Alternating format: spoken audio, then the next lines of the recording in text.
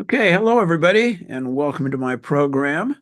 And this is about obviously improving your chances of passing the drive test. And let me tell you a little bit about my background.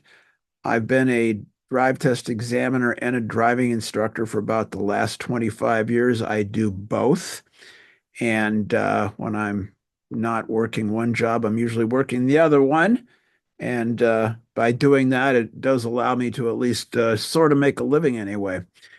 Also, I have to tell you right up front, this is not a very polished presentation. My being that I'm a driving instructor and an examiner and not a producer of YouTube videos or any other kind of video, you just have to kind of live through some of the rough spots. But I will promise that you will get some really good information from this.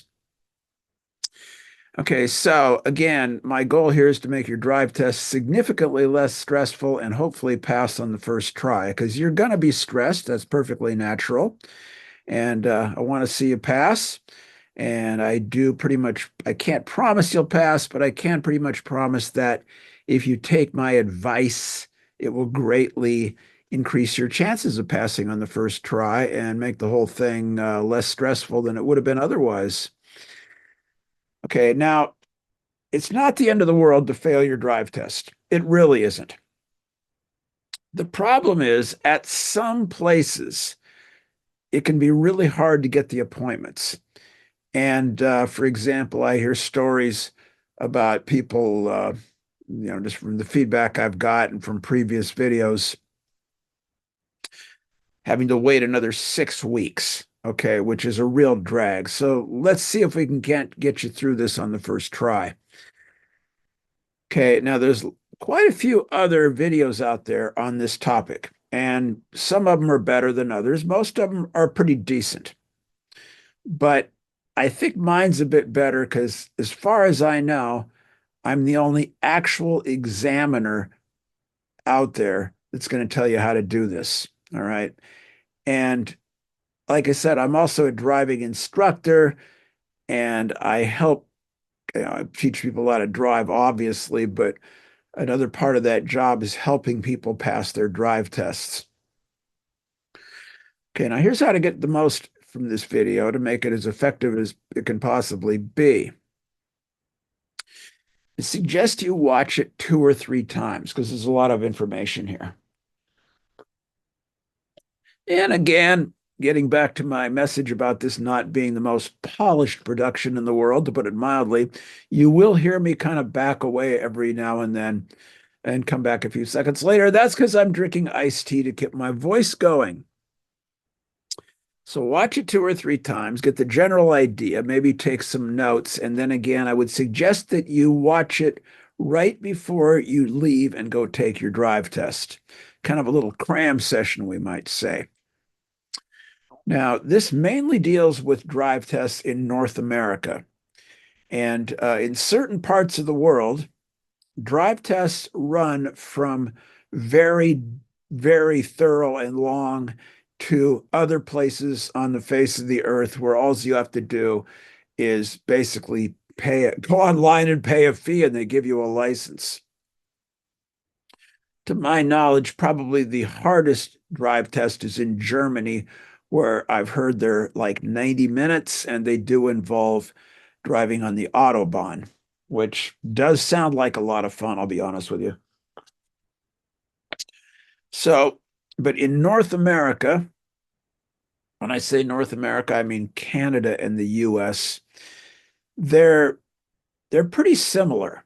Some states and provinces, they're a little bit harder and go a little bit longer, but there is not going to be a huge amount of difference between a drive test in New York State and California or in Ontario or British Columbia or Nebraska. Okay, they're not going to be hugely different.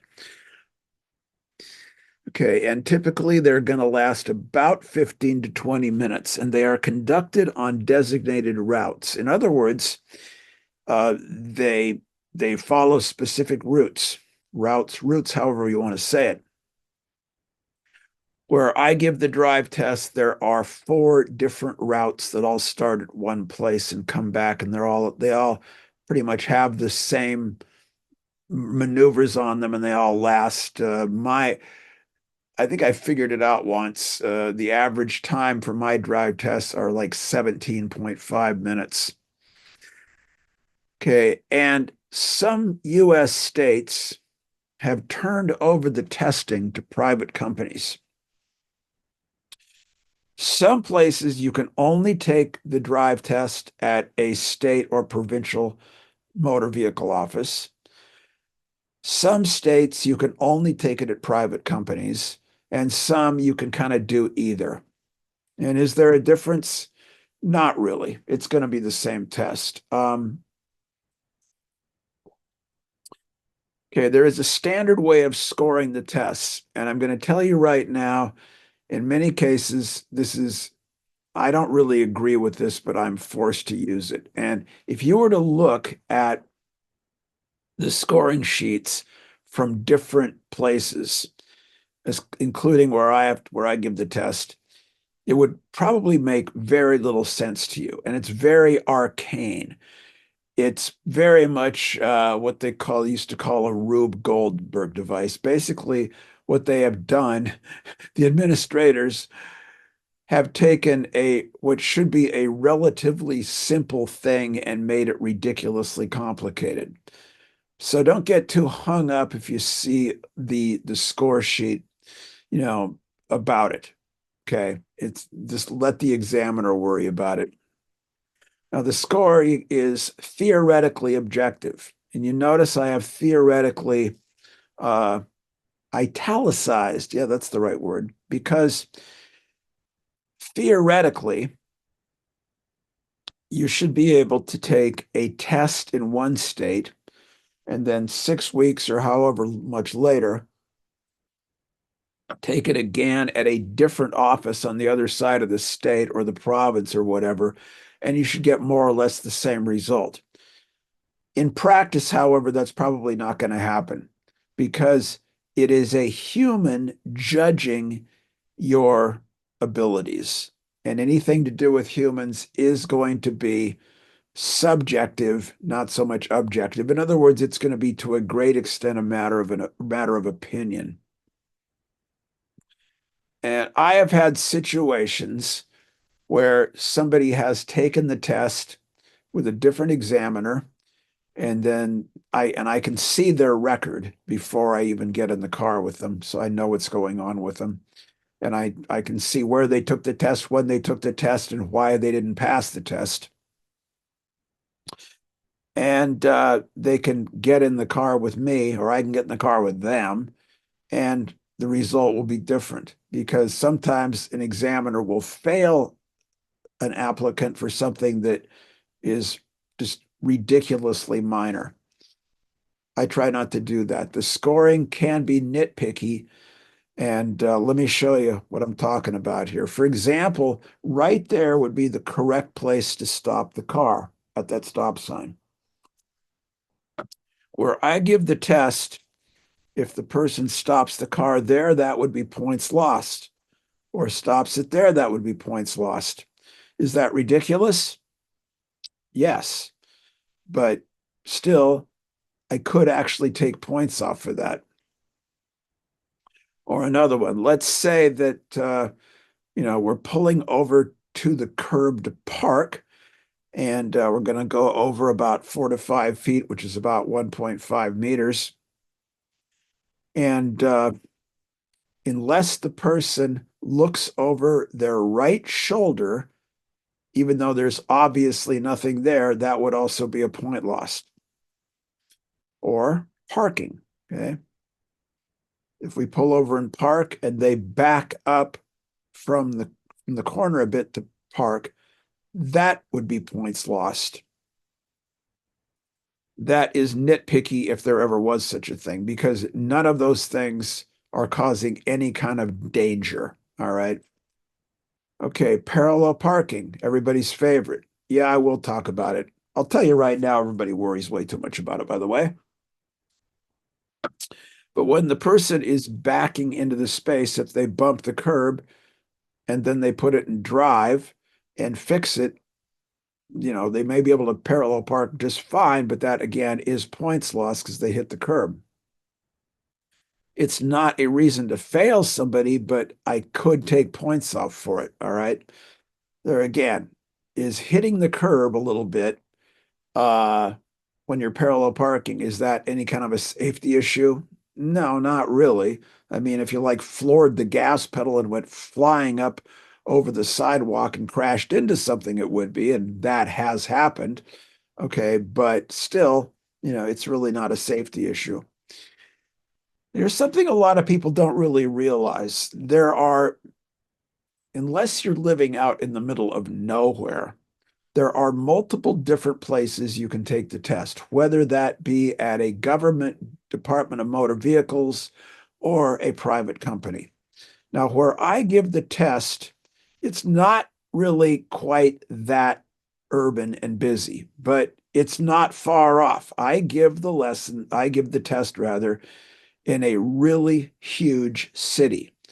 And when on the test, when we pull at the first stop sign, when we pull into traffic, the driver is pulling into a hell of a lot of traffic. They really are.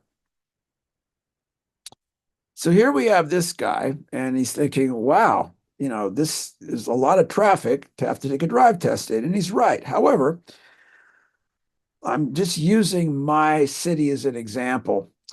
If he was to drive about 45 minutes out of the city, he could go to this place, this little town. All right. And there's a licensing office there. And right about there, that's about the most traffic he would ever encounter in that place. So it's obviously a lot simpler. So it might be worth it to, see where those other offices are, and then just do a Google Maps search and kind of drive around the roads on your laptop or your phone and see what the area looks like. So it might be worth the trip. Okay. So what do we need for any drive tests? We need an examiner. And examiners, being that they are human still, there's a huge range of them, and some of them are super nice. All right. And they're the type that are reasonable and you're not going to feel very uncomfortable with them. I like to think I'm more like this guy. But then on the other hand, there's another extreme, okay? Like that guy on the left. And I have witnessed guys like that, okay? And I mean, quite frankly, a lot of them are total a-holes and they're frustrated and they take their frustration out on people. And I definitely do not do that, okay? Because I know what it's like to be in the position of the guy on the right.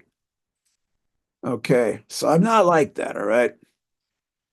There are many different reasons people don't pass. Let me tell you, generally speaking, the biggest three, the big ones. Number one is point deductions. You start off with 100 points on drive tests, and as you make mistakes, you get these points which are taken off of 100. And then you have to end up above a certain number, 75, 80, 85, whatever. So that would be simple deductions. You just made too many mistakes. Violations are just that, violations of the law. This usually involves speed, okay? Or turning from the wrong lane, etc. That's a big one. Or dangerous actions. A dangerous action is any time the examiner has to take physical or verbal control. By physical control, that usually means grabbing the steering wheel. Or verbal control, having to yell stop, okay, or maybe sometimes go. And at that point, the test ends. Okay, so let's talk about point deductions. Right turns. Y'all know what a right turn is, so I'm not going to spend much time on that. Hopefully, you know. Okay, so speed. Let's say the examiner thinks that you took that turn a little bit too fast. Well, they can nick you points. where this is going to vary depending upon where the test format. Okay, it might be 5 points off, it might be two or three or one. Okay, just depending upon where it is. But that is a deduction. Okay, and here again, some common violations. Speed, and that usually is going to mean going a certain miles or kilometers per hour above the posted speed limit, or not making a full stop when required, or crossing the center line, or again, making a turn from the wrong lane. And I'm going to go over that last one later on because that is a very common reason for violations. It causes people not to pass. So I will expand on these. Okay. Dangerous action. I kind of already covered that. Or it also, if you do something which causes another driver to take an evasive action to avoid a collision. Okay. Like let's say you're changing lanes and you cut right in front of somebody and they have to hit the brakes to avoid a collision. That is a dangerous action. Here's another one I did not list before, but I will talk about it here. You're going to be asked to perform maneuvers. Okay. Perform them even though you might not be very good at it or not very confident. If you refuse to do something, they will fail you. And sometimes I will get people who will just say, I can't parallel park to save my life. I don't want to do it. And I have to say, well, you're required to do it. Then I'll just say, to try to make them feel better, I say, just give it a try, do your best. And they say, no, I'm not going to do it. Well, at that point, there again, the test ends at that point. So do everything they tell you to do. And then here is another one, and this is a lot more common than you may think. There are many people who show up for the drive tests that just simply are not ready to take the test. And I can almost always tell when this is going to be the case before the car moves one single inch. And I could talk for hours on end about weird, unbelievable things that have happened on drive tests to me. I would tell you about them here, but that's really not what you're here for. And a lot of people don't believe me anyway when I tell you some of the stuff that's happened, but some of it is downright scary. And for example, I'll get in the driver will get behind the wheel and I'm sitting next to him, and the first indicator is they look down and they start playing with the pedals, and then they'll ask me which pedal does what. This has happened thousands of times. Or they don't know where the turn signals are. And if that's not the case, once the car starts moving about 30 feet into it, I'm going to be able to tell if this is going to be the case. I also have to tell you that driving on the drive test is not like driving in the real world. If, for example, where I give the test, if anybody were to drive the way they're required to on the drive test, it would actually be dangerous. I test and I live in a place where if you are actually going the speed limit, if you're only going 10 miles an hour over the speed limit, people are going to be getting very, very aggressive with you. Okay, so what I'm talking about here is not really like driving in the real world. I'm talking about drive test driving. And when I give driving lessons, I make that distinction. I say, here's the way we do it in real life, but don't do it this way on the actual drive test. Okay, so those of you who have let your license lapse and that you got to take the test, let me get back to this former slide here. Or You have moved from a jurisdiction where, and you've been driving for 20 or 30 years with no problem, and then you go take the test. You have to really realize that there is a difference between driving in the real world and drive test driving. And that's a common trap people can fall into. Okay, I would highly suggest that once you pick which examining station you're going to take the test at, that you go there and you drive around. Get the lay of the land, get used to it. That's a really big advantage if you can do that.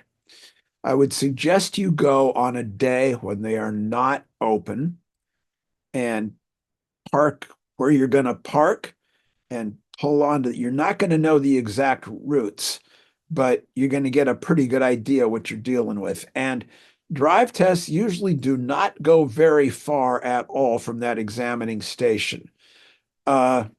Maybe 2 miles, which is about 3 kilometers at max. Okay. So usually not even that. They're usually pretty close to the examining station. So go there and just get comfortable with it. Go there like on a Sunday. And I can almost guarantee you're going to feel better about it once you go there for the actual thing. Now, your vehicle. Usually you have to provide the vehicle. There are exceptions to that. If you are taking the test at a private company, they will usually have a vehicle that you can use for either a small additional charge or sometimes no additional charge at all if you don't have a car. But generally, you have to provide the vehicle, and that vehicle, things have to be legal on it. And they generally must have all that stuff, okay? And if they don't, then they're not going to let you take the test. And most of that's pretty obvious. As far as the windshield goes, if it's like a little tiny ding in the windshield, that's generally not going to be a problem, but a big, huge cracked windshield will be. So let's say that your car is what we might call somewhat past its prime, all right? I think we can say that thing is definitely past its prime. But let's say all that stuff still works. So technically it's allowable. Okay. At least clean the damn thing out. Okay. Because if it looks like something that the examiner is going to get in and then get some kind of flesh-eating bacteria that cannot be cured by any antibiotic known to the civilized world, or they're going to get attacked by a rabid raccoon or something, they may just refuse to get in. Have I ever done this? Yeah. I mean, there have been people show up with cars that look like, barnyard animals have been living in them. I mean, they're so bad, they should be like condemned by the World Health Organization. And I just say, no, I'm not going to do it. Okay. I mean, I remember one time I got in when I first started doing this job, and the supervisor I was working for, he like, I told the guy, I said, I can't do it. I cannot force myself to get in that car. And he says, no, it's your job, do it. And I got a case of something called the scabies. I will not get too much into the disgusting diagnosis of what scabies are, but they're nasty, okay? Yeah, so you can like Google what scabies are after this, but they're not something you want to get. And I had to like actually go to a clinic and like get them like removed and get medication for this. Okay, so clean the damn car out, all right? Yeah, much better. Okay, you come up and you're gonna park at the Department of Motor Vehicles or whatever they call it, where you're going to take the test. Number one, do not be late. Period. End of statement. A lot of places you show up late and you don't get to take the test. And I can understand that because these places, including where I give the test, it's on a very tight schedule. We do not wait around for people. I would suggest you get there about 15 minutes early just to be sure. Know where the place is, know where you're going to park. And unless there's a sign that prohibits it, back into the space. Okay.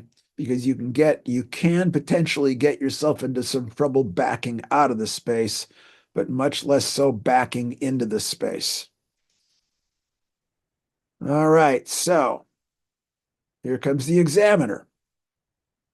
Here's some points about the examiner. Most of them are not going to dress like that, but in some places they do. And even if they do, you have to realize, number one, this is not a cop. Now, many years ago, when I first got my driver's license, and I took my drive test the morning of my 16th birthday.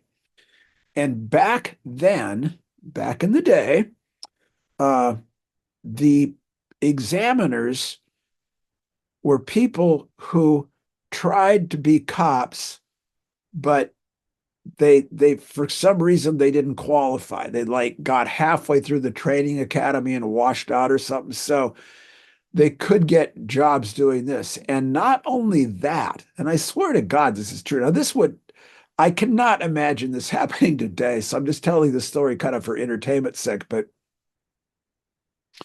I'll never forget the morning of my 16th birthday. This guy comes out and they wore uniforms that looked very much like the state police. Okay. Almost the same uniform.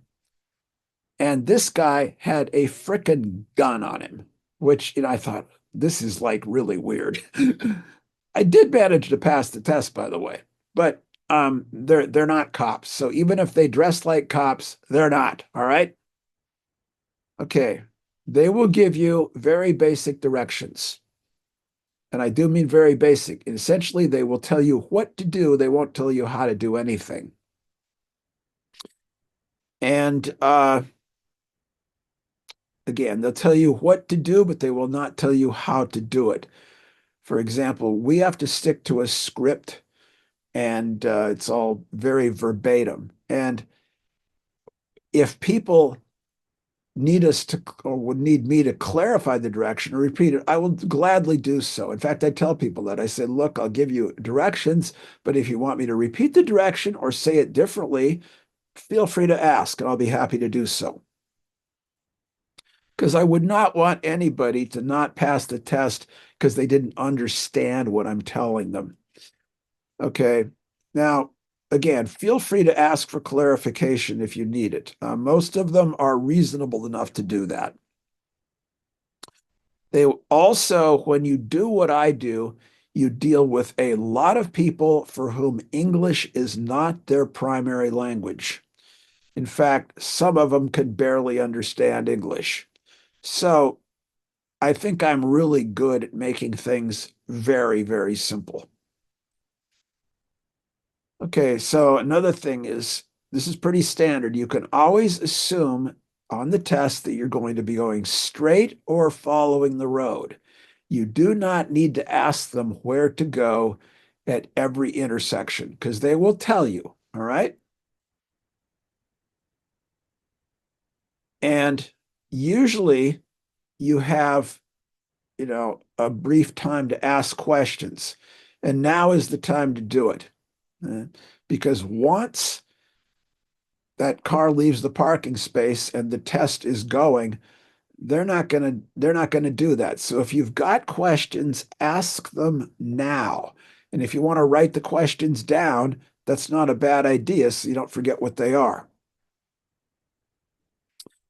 Okay, another thing is almost always do not expect to have a conversation with the person. These people, they do one test right after the other. There a lot of times it's like dealing with a robot. Although I think I'm kind of the exception to this. I'll be honest with you. I have had some utterly fascinating conversations with people on their drive tests. Okay. There's a few people that were so interesting that at the end of the test, and if I didn't have anybody right after them, I would like pick their brains on the stuff that they had done because they were that interesting. Most people are not that interesting, but some of them are. Okay. They're on a tight schedule. My tests, they allow me 30 minutes for each test. And that way, if the test goes a little bit longer, that's okay. In many places, they're required to do 3 tests an hour. And that is like booking it. Okay. That is like there is no wiggle room there. So they got to get in, do the test, do the administrative stuff, and get out of there. Okay. So it's all very, very done on a very tight schedule. So don't do anything to try to delay them. Okay. Another thing is do not try to buddy up or suck up to them. You don't have to be unpleasant, but don't like try to shake their hand and introduce yourself and say, "Hi, are you having a good day?" Okay, because they're probably not going to respond very much to that. And it just kind of looks like you're sucking up. It can be pretty pathetic. On the other hand, now this should be common sense, all right, but I got to tell you this. Don't do anything to piss them off either. Even though, like I said, I shouldn't have to say that, but you know, what we got here? If it's a man, don't give him nicknames like dude or bud. Or if it's a woman, for God's sakes, don't say, hey, babe, or honey, or something like that, because that will put things on a bad footing before the car is even moved. Okay. I have had people get into the car with very, very extreme political hats and t-shirts and tattoos. And these things, let's face it, they are meant to trigger people. And they do trigger people, okay? If you have got a swastika tattoo, I would highly advise you cover it up, all right? And if you're in the United States, you know what the red hat means. Leave the red hat at home, all right? And just don't get in the car with any kind of religious or political shirt, hat, tattoo on. Okay. Just, just leave it somewhere else because it's not going to do you any good and it could do you harm. Now, if somebody gets in the car with a swastika tattoo or that famous red hat with the 4 letters on it, is that instantly going to cause somebody to fail? No. But again, you know, if you are like on an area where, the examiner maybe kind of could overlook a certain little mistake you made, or maybe take points off for it, that examiner is human and they have emotions and feelings and definitely have opinions. So just be politically and religiously neutral here as much as possible. Now, there are no tricks. You are never going to be asked to do anything illegal or dangerous. And I've had to fail people who have told me that I tricked them. No, I didn't trick them. They screwed up. Okay. There is some stuff that goes on before the car is moved, before the examiner even gets in. They're going to ask for your ID. And if it's your vehicle, they're going to ask for your insurance. That's pretty standard. Now, the vehicle inspection is very, very quick, mainly. And here's what they're doing. They're looking for working turn signals, and the examiner is going to walk around the car, brake lights and wipers, make sure all that stuff works. And where I give the test, the wipers, we can only tell if they work or not if it's raining. We are not required to have them turn the wipers on, but we do walk around and see that the lights work. So you make sure those work. Non-damaged windshield, like I said, a very small dent, or not dent, but little blemish probably is not going to be a problem. But if it looks like the car belongs in a junkyard, it probably will. Okay. So hand signals. Got to demonstrate those. This is pretty common. All right. And there they are, because those are in most jurisdictions, those are an actual legal substitute for the electric signals. So make sure you know those, okay? Brake check.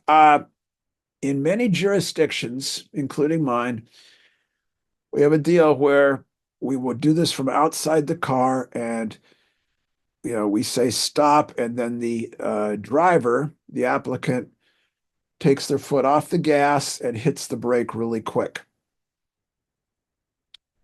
This is for our own safety, because if we have to stop the car, we really can't do it very well from the passenger seat.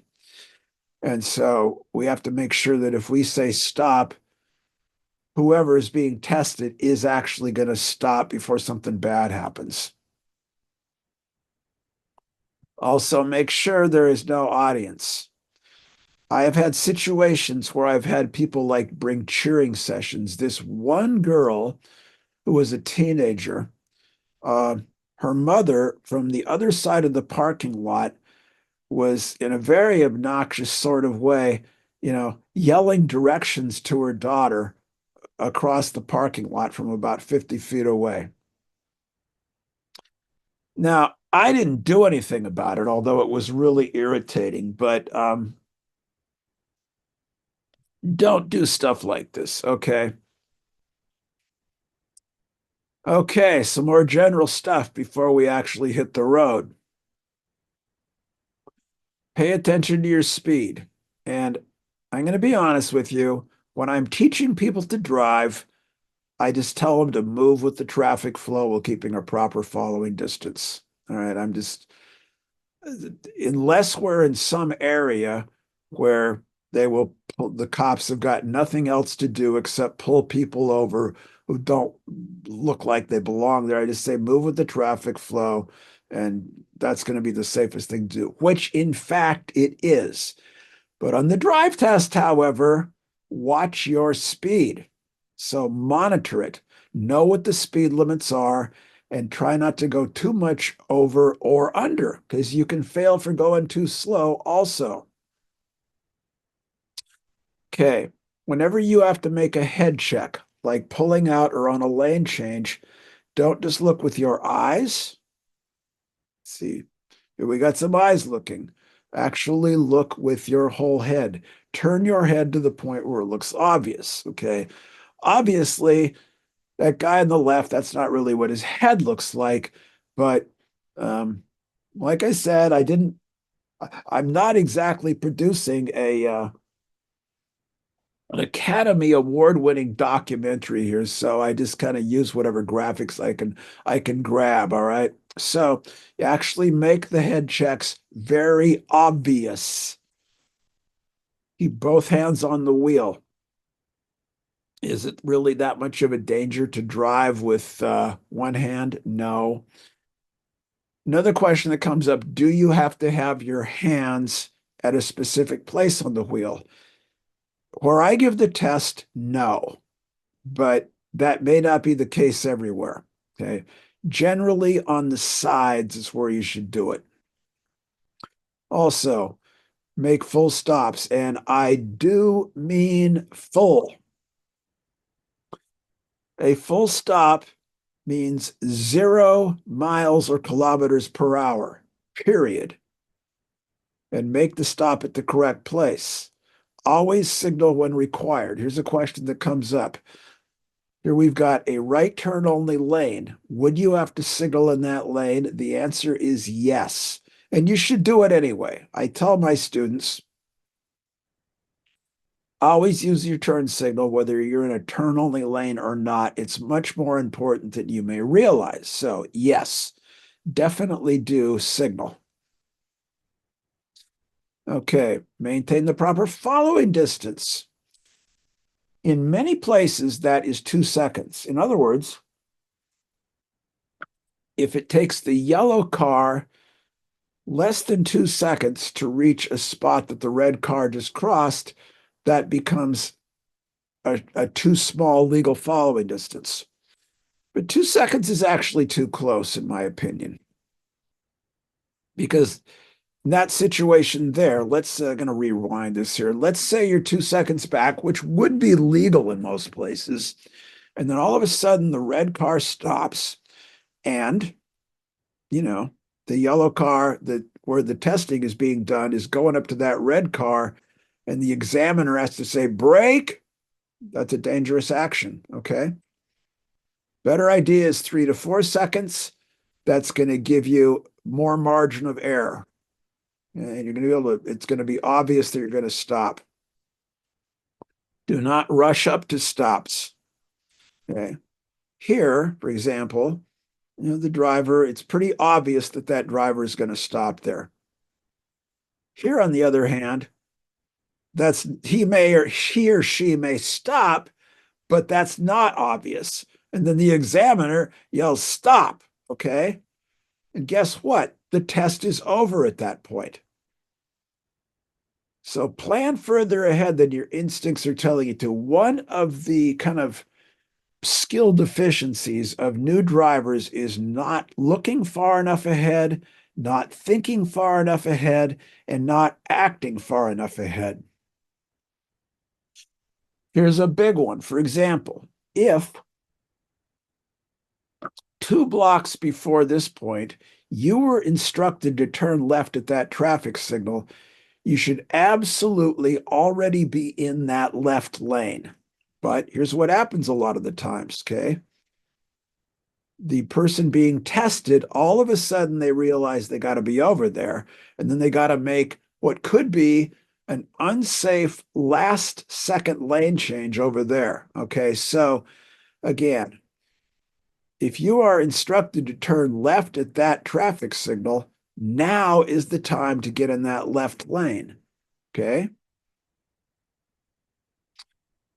Do not misunderstand traffic control devices. And the biggest, most common misunderstanding has to do with two-way stops where the cross traffic does not stop and all-way stops where everybody stops. It's not a hard thing to figure out, yet a lot of people don't figure it out. And where I give the test, there are both. So make sure that that is burned into your muscle memory. Another one is the huge, significant difference between a protected left turn and an unprotected left turn. The unprotected left turn is on in this traffic signal on the left. That is where you have to yield to oncoming traffic. With the green arrow where everything is held for you, you can pretty much just go. Okay, so make sure that you understand the difference. And that is another quite common cause of failure, where on all the 4 different drive test courses that I use, there is always an unprotected left turn. And more times than I can remember, the driver just, the light turns green and we got oncoming traffic and they start to go and I got to take control of the car. Otherwise, we could very likely get hit. Okay, the go, no-go decision. What do I mean by this? I will show you. You're taking the test in the yellow car. The red car is approaching and you have to make a decision whether it's safe to go. In this case, you make the proper decision not to just wait till the red car passes, okay? However, if the red car is approaching really slow and you could have easily gone there, then you can lose points for that, all right? So you want to be practiced enough so you can make an intelligent no-go decision, go and no-go decision.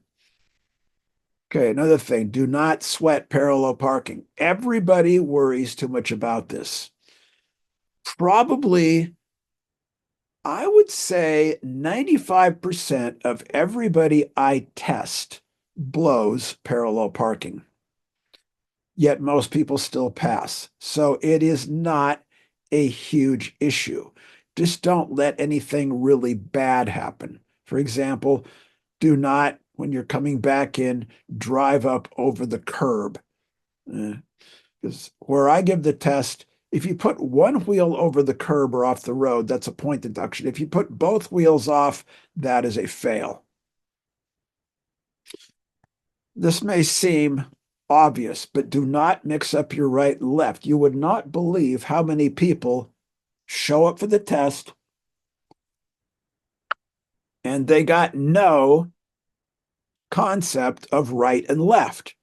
And what I tell people is think which hand you write with.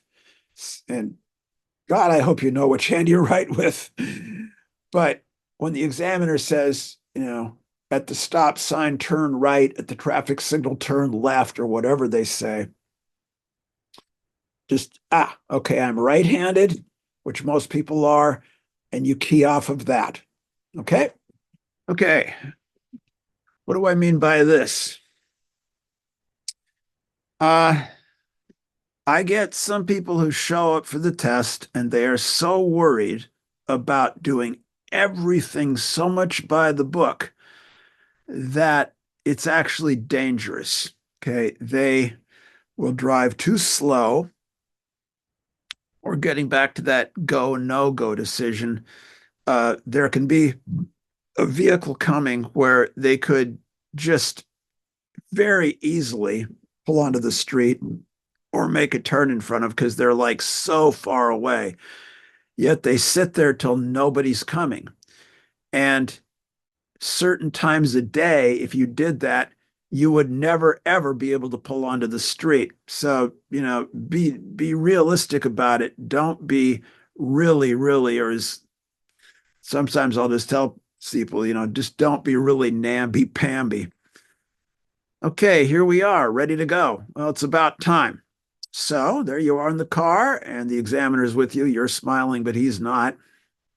Um, Let me show you some stuff to do when leaving the space. Okay, now this guy took my advice and backed into the space, which is going to be a lot easier and less risky than backing out. Okay, make sure you use your turn signal on the way out. Is that kind of overkill? Yeah, it is overkill, but hey, this is a test. And a lot of times tests are about overkill. Okay, make sure it's in the correct gear. And obviously, the guy has to have that car in drive to get out of there. But more times than I can remember, I've had people and they've had the thing in the wrong gear, and you know, I have to tell them to put it in the correct gear. Is that an instant fail? No, but it is a point deduction. So let's say that you don't take my advice, or you're at some place where you're not allowed to back into the space and you have to back out. Make really sure you know which way that aisle goes and you're going in the correct direction. And a lot of people have a problem with this because even a lot of people who can drive forward acceptably, at least, they can't back up. Okay. All right. So here's what I mean. Because they get confused about which way to turn the wheel, and they're going this way, which is the wrong way. And guess what? Test over. That's what. Okay. And it would be a shame to fail that early on.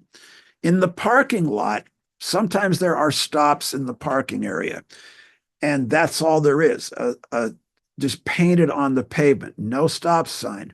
Well, make sure you stop at them. And this is, again, shows the value of going there in advance and really knowing the lay of the place. Okay. So stop at it. Okay. Where do you stop? There is some difference in jurisdictions, but this is pretty common. If you do it this way, you're probably going to be pretty safe. Right here, where there's a crosswalk, you want to stop when the front of the car is at the first line of the crosswalk without crossing it. In this case, the stop line, that's technically called a stop bar, by the way. That's like an 18-inch white line. That's where you would stop it initially. And then where there's no line or crosswalk, you stop it at the stop sign. And the first stop is always for pedestrians. Then you bring the car out where you can see the traffic. Now, here is where a lot of people get into trouble. And this is something when I'm giving driving lessons, I make a really big deal about. Those two cars there are parked, the kind of silvery ones, and the red car is obviously moving. Well, this is what's called a blind entrance to traffic. And there are a hell of a lot of people that fail the drive test where I give it just leaving the parking area, because you go from the parking area onto a very busy street where the visibility to the left is terrible. So here's the common mistake a lot of people make. Okay, they can't see. Sometimes they will just hit the gas hoping for the best. Very bad idea. They come straight out. The problem is if they come straight out, by the time they're out there far enough to see, they're already out there, and that can happen. But this problem is very easy to get around, okay? Instead of coming straight out, angle your car very, very sharp to the right, as this one's doing. And you will be able to see that traffic without actually being out in it. And when you think about this from a principle of geometry, it makes perfect sense, okay? See, you can see it and you're not actually out there. So a lot of people failed the test right away in the first 30 seconds. And then those who don't fail there, a lot of times, this is probably what I'm going to show you here is probably the most common reason people fail the drive test, where I give it. Okay. There's a traffic signal there, and I have told them to go up and turn right at that traffic signal. And this is about, I have told them to turn there 2 blocks before we even get there. So it should be obvious where the driver needs to be. They need to be in that right turn lane, okay? But instead, they turn from the through lane, or most of the car is still in the through lane. And this can be dangerous because there could be somebody already in that lane, okay? And there again, they do that, and at that point, the test is over. So why do they do this? Well, usually because they are looking at that solid white line. That is a bus lane. But it's perfectly okay to cross that white line a bit earlier to get into the turn lane, okay? But they're afraid to cross that line. So make sure you get into the correct lane for turns. Lane changes. Okay, so we're driving along. We're in the yellow car. I tell the driver to change to the left lane.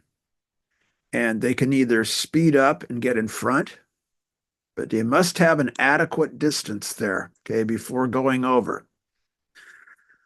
Here's what a lot of them do. They don't speed up enough, and I usually would have to grab the steering wheel before that happened, because that would be a dangerous action right there. Okay, so practice your lane changes and make a plan and say, I'm either going to get in front of that car and accelerate enough, or I'm going to ease back and get in back of them. Yeah, that would be a dangerous action. Or drop in back. And you got to read the situation. An unprotected left turn, as the yellow car is doing. There is no green arrow, and that red car is coming forward. So the driver of the yellow car would have to yield. But sometimes the person being tested, they see that green light, and in their mind, they just say, go, and they start to go. And again, if I didn't take corrective action, then we could get hit by the red car, which I'm not going to let happen, of course. Okay, so rewind this one here a bit. Uh, the driver of the yellow car is waiting in the intersection a bit, waiting for the traffic to pass. And when the traffic does pass, they make the turn. And then if the traffic never does pass, they wait for the light to turn red, at which point they have 1.5 seconds to get out. Okay. Now, this brings up a question. On this type of turn, do you wait in the intersection or do you wait back at the line? Well, the standard practice where I am is to wait in the intersection a little bit. That way you can get out of it when the light changes. But this is kind of a strange situation. That is the correct, proper, common way to do it. So that's the way I expect people to do it. But some people, they read the whole book and they realize that the book says to not do that, to wait at the line.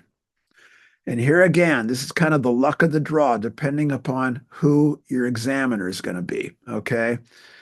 Because, like I said, it's supposed to be completely objective, but the scoring is to an extent subjective. So I'm not really sure exactly what to tell you about that. Also, do not forget to check the left crosswalk. Here's another real common reason people fail the test is because, well, the traffic's all cleared, but they don't see that pedestrian over there. Okay. Okay, turn violations. This is the correct way to make a turn. Yeah, it looks pretty correct to me, but here's a common mistake, the cut left. Now, right there, it should be obvious to anybody why that person's going to fail because they didn't only cut the turn, they turned to the wrong side of the road. And in North America, we drive on the right side of the road. We don't drive on the left side of the road. So that right there is a violation and the test is over. This is not necessarily a fail, but let's say right there, okay, the left rear tire went over the center line, okay, that would be a point deduction. And where I give the test, that's a rather large point deduction, I might add. So make sure that you aim for your target zone and steer toward it properly. Here's another real, this one I'm going to show you here is even more common. Whoops. I showed the same one again. Okay. They're on the right turn. Thank you. Now we need the right turn. Okay. That's the correct travel path. Okay. From the right side to the right side. Very common amongst inexperienced drivers is the wide right turn. The car goes way over there, and guess what? Okay, so Pratt, keep your right turns really tight, but don't hit the corner. Okay, but don't let the car go to the other side of the road.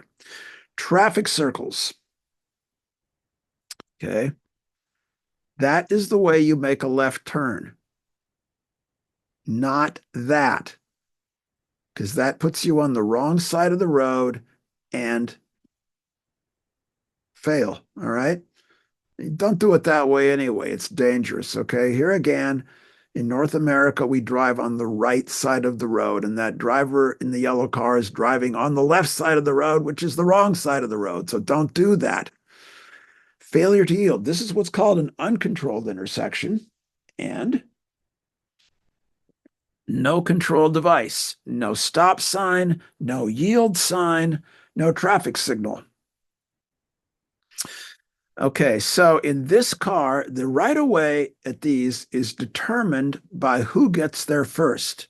If they're there at the same time, the one on the right has the technical right-of-way. But, okay, in this case, it's the red car's right-of-way, and the yellow car just goes on through. That's failure to yield. That could either be a fail or a point loss. All right. So yield at those when you need to. Now, the person in the yellow car is taking the test, and they have to have a view to the left of what's going on there. But there's that hedge which is blocking. Now, where I give the test, there is one intersection which is almost exactly like this. And it's downright dangerous if you don't check it. So in this case, the driver of the yellow car would need to come out to the point where they could see it. Okay. Yeah. So even if you have to slow the car way down, do it. Unnecessary stopping. This can be a dangerous action.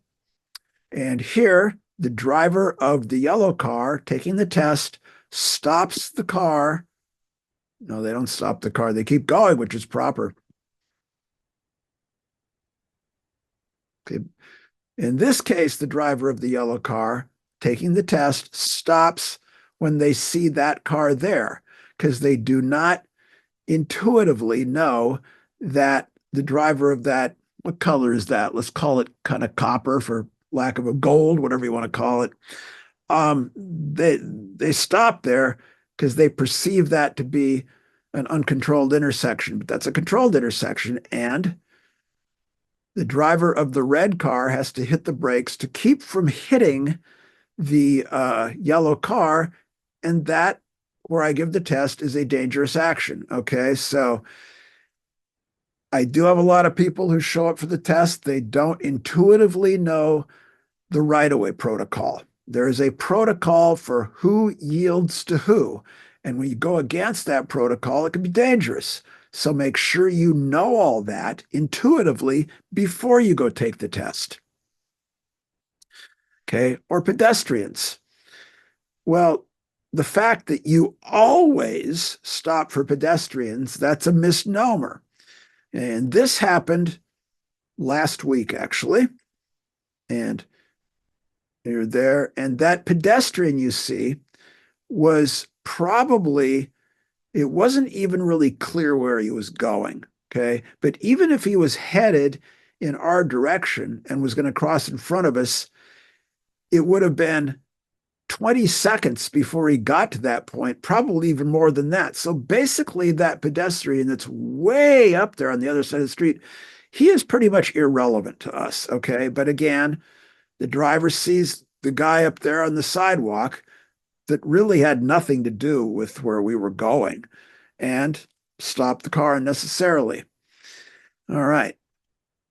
Parallel parking. All right. There are many different ways of doing this. And again, let me just say, just do not worry too much about it. All right. There's two ways this is done. It's either done between two sets of poles in a parking area, or it's done out on the street. We do it out on the street, but we just do it with one car with an imaginary car in the rear position. So let me tell you how I tell people how to do it. You don't have to do it this way, but I do find it works quite well. Pull alongside the car you want to park behind. And that's going to be about 3 feet away, or about maybe 1.5 meters, 1.25 meters. All right. But most people in Canada, when I say 3 feet, they know what I'm talking about. And then you're going to back up about 4 to 5 feet, or about 1.5 to 2 meters slowly. Don't turn the wheel at this point. Your right turn signal should also be on. Back real slowly up, and with the car moving very slowly, whip the wheel very fast to the right and come back and stop at exactly 45 degrees to the curb. And I do mean exactly 45 degrees. At 45 degrees, with the car stopped, turn the wheels all the way to the left as far as they will go. And that sucker should just roll in perfectly. Okay? So that's how you do it. Now, there again, the main thing to remember about this is that very few people do this and don't lose points, yet most people still pass. Just don't hit the other car or almost hit the other car, and don't blow the thing up over the curb. Okay? And once your right rear tire hits the curb, stop, put it in drive, and fix it. Don't just keep driving. Backing. They will almost all drive tests have a backing maneuver. And let me show you what these are. One of them is just backing straight along the curb. Another is backing around a corner. And another one is backing into a drive space. And this just shows that you can kind of basically handle the car in reverse, which you would not believe how many people cannot do. All right. Okay, so if you're going to back into the parking space, practice this till you can really do it like that.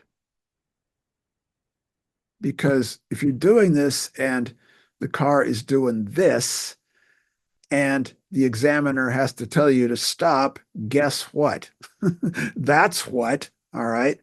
So go to a big empty parking lot and practice it till you can do it. And here's some general rules for backing. Now, here's a big difference between the real world and the drive test. On the drive test, you are required to do it as she is doing, which is, I will tell you, absolutely ridiculous, because you're going to get a much, much better idea of what's going on back there by using the backup camera. That's why they're legally required to be there, and the mirrors, than you are looking over your shoulder. But since it's required in most jurisdictions to do it this way, do it that way. And then you can refer to the camera. Okay, you are generally required to look at the camera and the mirrors to check where you are. Okay, but still do it that way. Okay, go really slow. Keep your foot over the brake pedal. Just take your time. And again, practice it till you can do it accurately. And it's something you're going to need to do anyway. Okay, so it's not just wasted time. All right, parking on an incline. At one point, you're going to be asked to pull over and park the car. First, look for a legal place to park, which is not right in front of a fire hydrant or in a crosswalk, all right? Or in an intersection or too close to the intersection. So look for a legal space. And where we do it, I'll just say, drive over to the right side of the road and park the car like you're going to leave it, like you're going to walk away from it. And the person will have a whole block to do this. So it's not, and where we do this, there are plenty of legal spaces to park in. Okay. Again, look over your right shoulder, put your turn signal on, and pull over into a legal space. Okay. And at this point, there are 3 things to do. Okay. And you got to park generally within 12 inches or 1/3 of a meter of the curb or the edge of the road. That's pretty standard. But we are not done with the fun yet. There are 3 things to do. They do not need to be done in this order, but I teach people to do them in this order anyway. Number 1, set the parking brake. Okay. Even if you never set the parking brake, set it. Shift to park, or if it's in a manual transmission, shift to first gear or reverse. Then you got to steer the wheels one way or the other, and this is what mixes a lot of people up. Okay. You got to turn the wheels in such a way so if theoretically the thing came out of park and the parking brake didn't let go, the car would not roll into the street or down the hill. Okay. So uphill with a curb. Okay. The wheels go out. That way the car would roll back and the right front tire would grab the curb and the car would go nowhere. So uphill with a curb, the wheels go out. Uphill without a curb, where there is no curb to hook that right front tire on, it is different. The wheels go in. That way it would roll away from the street. Downhill, always in. And remember, after you have successfully done this, don't forget where your wheels are pointed. Because some people, they hit the gas and the car goes off the road and the test ends at that point. So remember where those wheels are. All right. When you pull out, use your turn signal, check your mirror and over your shoulder before you pull out. Okay. Hey, we made it to the end of the test. Glad this damn thing's over with. All right. And we've got some different results here. Hey, you passed. Congratulations, guy or girl or whoever you are. All right. You look happy, don't you? Well, you should be. But uh-oh, you failed. Now, let me tell you some stuff not to do at this point, okay? Don't have a big meltdown, okay? It's not the end of the world. Look at it as a learning experience. There's a lot of people don't pass on the first try, but they usually do on the second try, okay? Do not get in a conflict with the examiner. Has this ever happened to me? Yeah, okay. The worst thing that ever happened to me was I failed this one guy. And when I fail people, I'm always very diplomatic and businesslike about it. And I told him why and what he needs to do differently. And what does the guy do?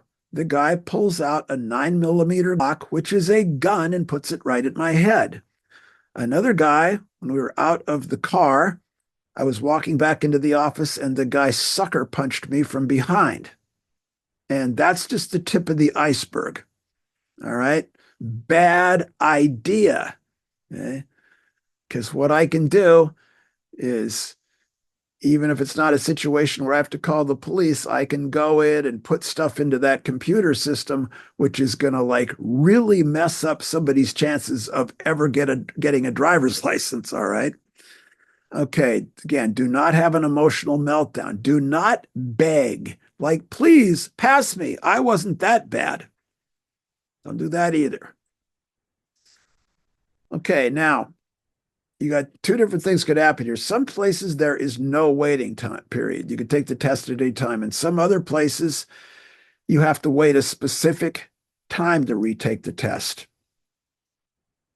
depending upon which jurisdiction you are in. Where I do it, there is no waiting time. I can, and a lot of times what I'll do, let's say the person failed the test about 5 minutes into it, which is pretty common, okay? Here's what I will do very often. I've still got 25 minutes, and I tell the person, okay, you did a violation there. And I very factually say, here's what you need to do differently to pass the test. And then I will offer to retest them right there.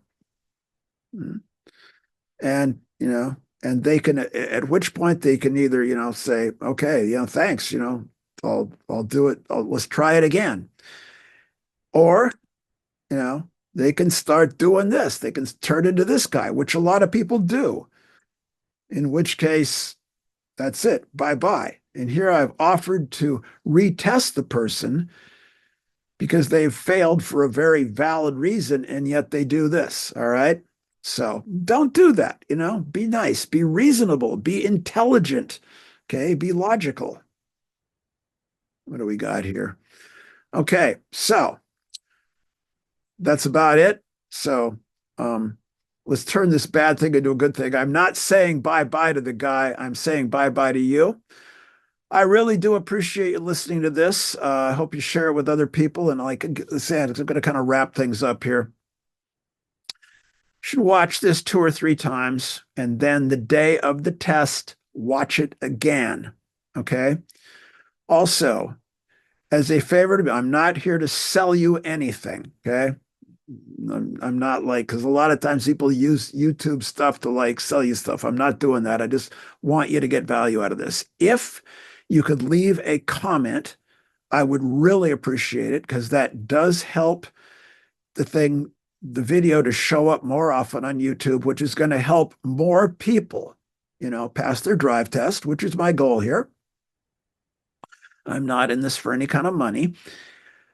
And if you could leave a like, I would really appreciate it. So again, please, hit that like button and leave a comment and tell me very honestly what you thought about it. And if it's really not too much of a problem for me to add or delete things from these videos. So If you think of something that I should put in that I didn't, then let me know and I will, so more people can benefit by it. Okay, so again, I appreciate you watching. Very good luck to you, and goodbye.